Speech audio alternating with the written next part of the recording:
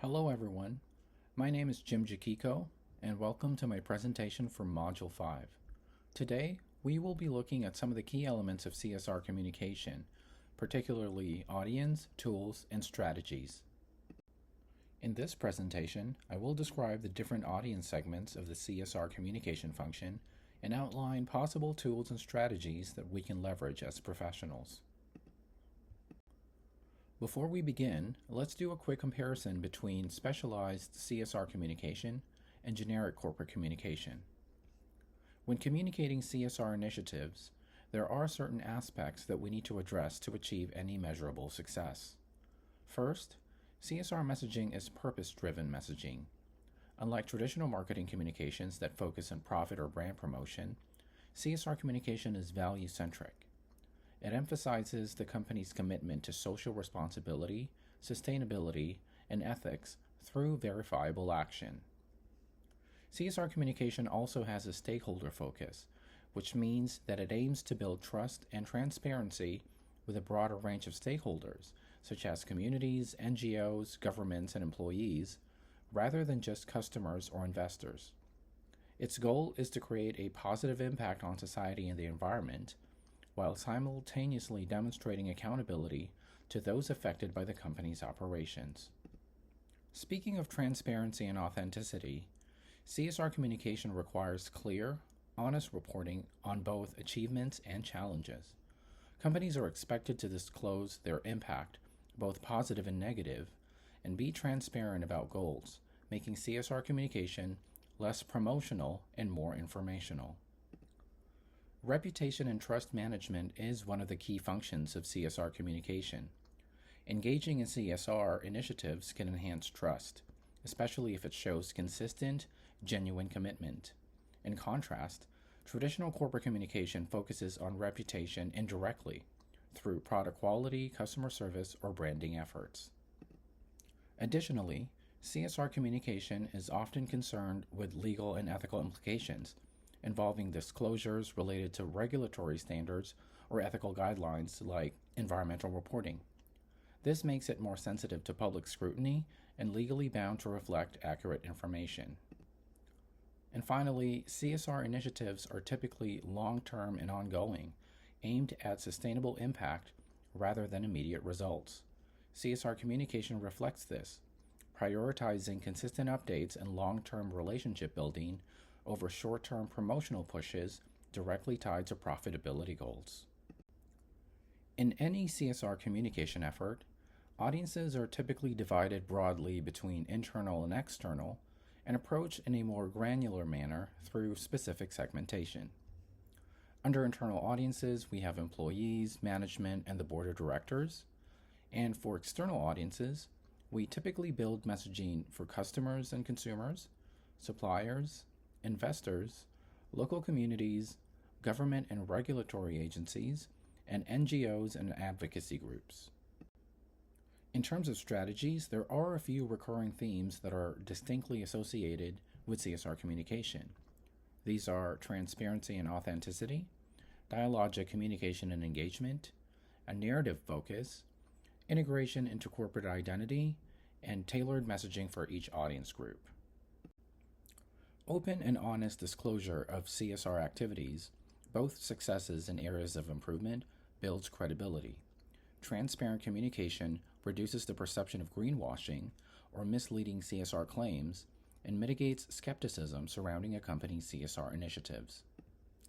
Dew et al. In their study of CSR communication noted that acknowledgement of extrinsic firm-serving motives in its CSR message will actually enhance the credibility of a company's CSR communication and inhibit stakeholder skepticism, which underlies the potential boomerang effect of CSR communication.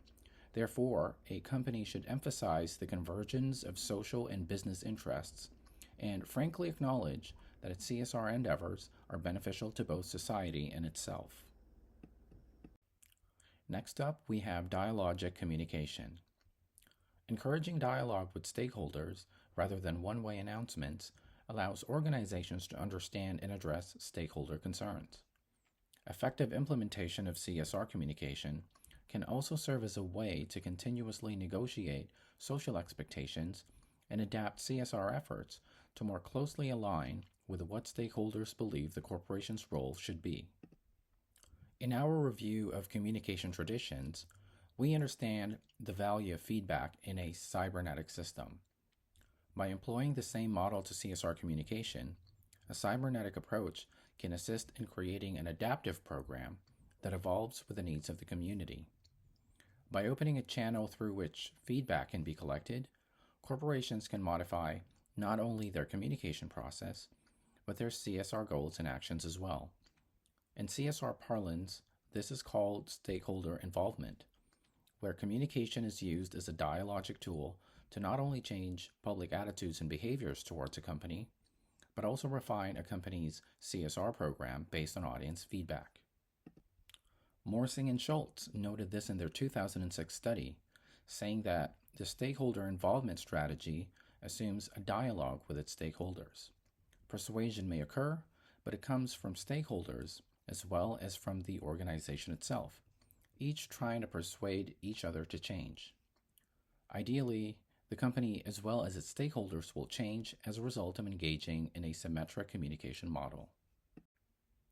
Sharing stories about CSR efforts can make CSR communication more relatable and emotionally resonant, helping stakeholders connect with the company on a personal level. Research suggests that storytelling humanizes CSR, making the impact more accessible and memorable for stakeholders. Gill noted in his study in Public Relations Review that strategy of using stories to engage with employees and build greater conviction and belief in the brand has been shown to contribute to staff expressing this belief with their stakeholders, reinforcing the desired CSR reputation. As demonstrated, companies that live their brand engender the support from their staff who sees the organization as being accountable to its message. CSR messaging is most effective when it aligns with the company's core mission and values. Integrated CSR communication involves embedding CSR values into the corporate narrative, rather than treating them as add-ons. This means that communication is not viewed as a tactic, but rather a critical element of CSR strategy. This also prevents confusing value messaging, as we have seen in the likes of fast fashion brands like H&M and Shein, as well as high-impact industries like oil and gas. When the core business model is inherently unsustainable for the environment, and consumers are aware of it, it is a losing battle to engage in meaningless sustainability platitudes as brand-building mechanisms. Instead, the shared sense-making process between the public and the corporation should inform corporate identity in its CSR programs.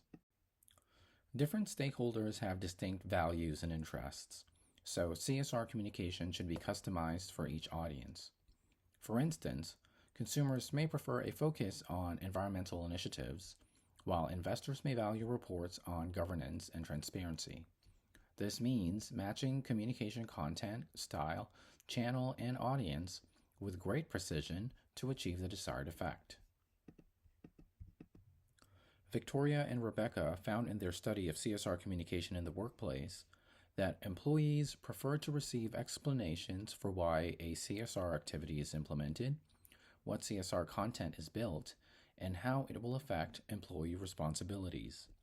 Employee preferences for communication styles are affected by the nature of content, if it is a local or global CSR, and whether constraint recognition is high or low, rather than its content. And finally, nailing down the strategic elements of your CSR communication program will allow you to efficiently operationalize and decide on the appropriate channels and tools. This entails deciding on the nature of the communications function, the vehicles and technologies for information exchange, as well as the content formats that will deliver the best results. Under the corporate communication function, businesses can consider their official public website, intranet and unified communication platforms such as Teams and Slack, direct communications including email newsletters and investor relations platforms, company all-hands or town halls, and of course, social media platforms like Facebook and LinkedIn. You can talk about yourself until you're blue in the face, but nothing will beat independent endorsement communicated by third parties such as the press. Public and media relations are therefore a critical aspect of communicating CSR. They provide a high credibility channel for your corporate citizenship messaging because they are trusted institutions without any vested interest in your company. Under PR, companies can engage trade and national press, direct PR through official platforms or mediated ones such as social media, emails and newsletters, as well as in-person events and online webinars. Advertising completes the trifecta of functions for effective CSR communication planning and implementation. Through paid advertising, you have complete control over your messaging, coupled with a wide reach of mass media and high-traffic physical channels to further amplify your message. When advertising, it is best to focus on memorable, evocative messaging to enable the persuasion element of the communication process. When thinking of this function under the elaboration likelihood model, rhetoric-based advertising covers the low elaboration peripheral route of persuasion to effectively influence general impressions regarding a company. After determining your audience, tools, and strategies, it is time to consider the most effective formats to deliver your CSR messaging. These are some of the established content formats for CSR communication, designed and refined over decades of practice. Carefully choosing a combination based on your audience needs and strategic considerations is imperative to delivering successful results to your CSR communication campaigns. And that brings us to the end of this presentation. Thanks again for watching, and I look forward to your responses in the forum. To get the ball rolling, I'd like to propose 2 discussion points. First, I invite you to provide real-world examples of CSR communication campaigns where one or more of these strategies are employed. And secondly, with a much broader audience that requires extensive personalization, how can CSR communication still ensure a consistent brand identity and message?